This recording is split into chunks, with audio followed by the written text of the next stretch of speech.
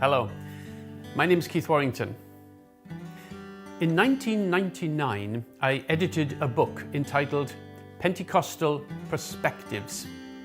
My original plan was that it should be entitled Pentecostal Distinctives, but I soon realized that Pentecostalism was less distinctive than it used to be when I was growing up.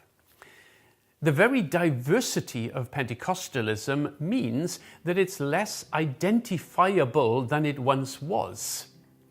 You see, some of its most distinctive beliefs, including the baptism of the Spirit or speaking in tongues, they are less distinctive in Pentecostalism than they once were.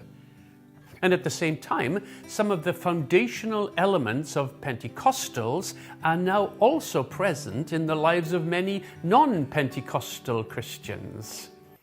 And then on top of that, the rise of renewal movements and neo-Pentecostalism and the charismatic movement, they've blurred the dividing lines between these groups. And then furthermore, to be a Pentecostal varies depending on the continent or the tradition or the denomination or the experience of the spirit of the individual concerned.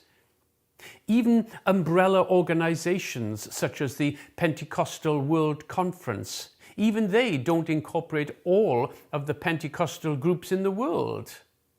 So what best defines a Pentecostal today? What's the Pentecostal DNA? Walter Hollenweger, once professor of world missions at the University of Birmingham in England, said this: "I don't know anybody who could convincingly define what mainstream Pentecostalism is, compounded by the fact that despite their differences, most Pentecostal denominations believe themselves to be mainstream." So what's our DNA? What's our heartbeat? I have two suggestions. Number one, Pentecostals can be defined by their beliefs, or can they? Number two, Pentecostals can be defined by their experience, or can they? Well, let's consider the first option. You can identify Pentecostals by what they believe. That used to be the case, but there are problems with this perspective now. You see, some people have sought to identify Pentecostals on the basis of their beliefs comprising major issues such as Jesus as Savior, as healer, as baptizer, as coming King. But then other Pentecostals have added the sanctifying role of Jesus or the concept of blessing. In other words, we have different emphases. One of the main distinctives of Pentecostalism has traditionally been the baptism in the Spirit. However, this foundational experience to Pentecostalism has been variously interpreted by Pentecostals. Some anticipate that a consequence of the baptism of the Spirit will be power for evangelism. But others say that it will result in a more active, intimate love for God.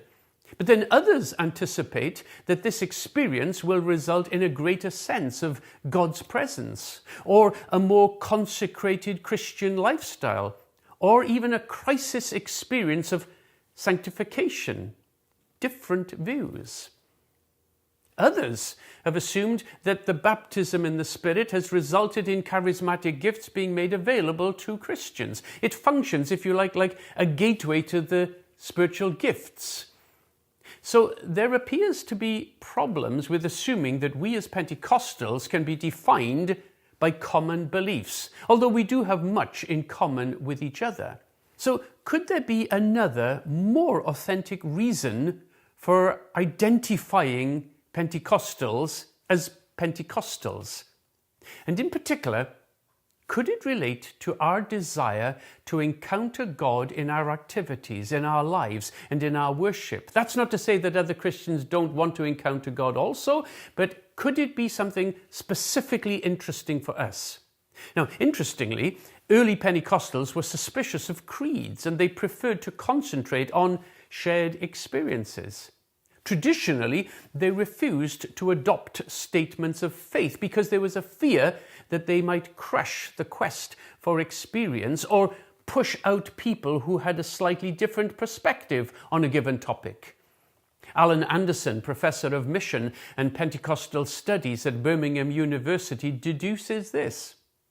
He writes, "In its beginnings, Pentecostalism in the Western world was a movement of people claiming a common experience rather than a common doctrine. That which may be fundamental to Pentecostalism is a personal, experiential encounter of God, Father, Son, Spirit." Does this best identify the Pentecostal heartbeat? And if so, how can we harness the importance of our beliefs with the value of encountering God? Well, if you're interested in exploring this topic more, then check out the Word and Spirit website where you can read the full article that I've written. It's entitled Encounter, the Pentecostal Heartbeat. I hope it makes you think.